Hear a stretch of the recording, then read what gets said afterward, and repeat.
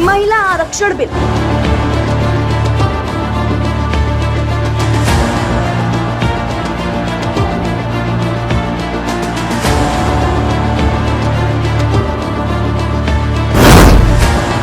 प्रधानमंत्री नरेंद्र मोदी महिलाओं से वोट तो ले सकते हैं, लेकिन सिर्फ जुमलेबाजी से। अपने ही जाल में फंस गई मोदी सरकार। नए संसद भवन से संसद के विशेष सत्र के दूसरे दिन नई संसद में महिलाओं से जुड़ा ऐतिहासिक बिल पेश किया गया। केंद्रीय कानून मंत्री अर्जुन राम मेघवाल ने लोकसभा में मंगलवार को महिला आरक्षण बिल पेश किया। लेकिन क्या यह मोदी सरकार का सिर्फ एक जुमला है? बताएंगे आपको आगे। और क्यों अपने ही जाल में फंसती दिखाई दे रही है मोदी सरकार।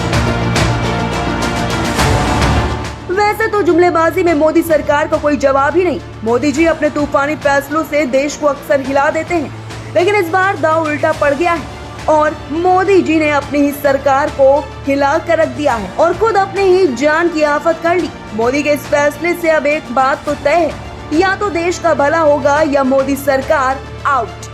लेकिन ऐसा क्या है इस बिल में जो मोदी सरकार की आफत बन सकता है?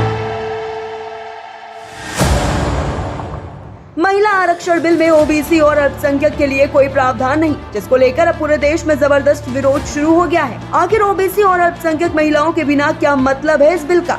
आखिर बीजेपी ने इस बिल के जरिए बता ही दिया, देश की ओबीसी महिलाओं के लिए कोई प्रावधान नहीं है, कोई जगह नहीं है। एक और बड़ी बात, इस बिल के जरिए सरकार ने जनता को बता दी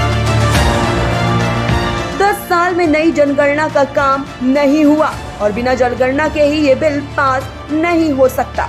मतलब साफ है, ये एक बड़ा जुमला है जो मोदी को 2024 में सत्ता के सिंहासन तक ले जा सकता है। लेकिन अब ये दांव उल्टा पड़ता दिखाई दे रहा है। जब ये बिल 2-4 साल तक लागू ही नहीं होना है, तो फिर इतना जबरदस्त तूफानी माहौल बनाने की आखिर क्या जरूरत है?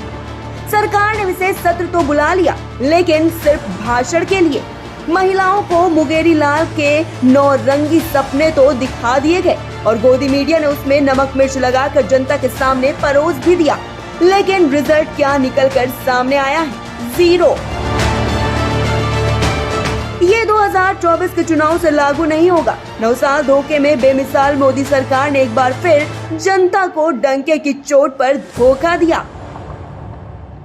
महिला आरक्षण के नाम पर मोदी सरकार 33% महिलाओं को आरक्षण तो देगी, लेकिन देश की आधी आबादी के साथ खेल कर दिया। वहीं कांग्रेस महासचिव जयराम रमेश ने सरकार पर तीखा हमला बोलते हुए कहा है कि ये विधेयक सबसे बड़े चुनावी जुमलों में से एक है।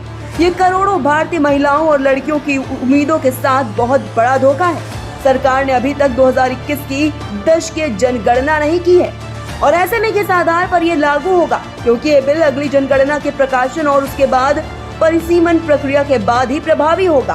क्या जनगणना और परिसीमन 2024 चुनाव से पहले संभव हो पाएगा? अब आप समझ सकते हैं किस लॉजिक पर मोदी सरकार काम कर रही है। ये आप समझ सकते हैं। एक तो हर 10 साल में देश की जनगणना को मोदी जी ने रोक दिया, 2021 में होने नहीं दी और अब 24 से पहले जनगणना नामुमकिन है। तो अब महिलाओं को यह हक मिलने से रहा। और यहाँ सबसे बड़ी चुनौती ये है कि जनगणना को लेकर अभी मोदी सरकार ने कुछ स्पष्ट भी नहीं किया है। हाँ, कुछ रिपोर्ट्स की माने तो ये 2027 या 28 में हो सकती है और फिर उसके बाद परिसीमन। और ऐसे में महिलाओं को चुनाव में साधने के लिए ये लॉलीपॉप कितना काम आता है, या इस जुमले को विपक्ष हथियार के तौर पर कितना इस्तेमाल कर पाएगा, ये तो आने वाला वक्त ही बताएगा।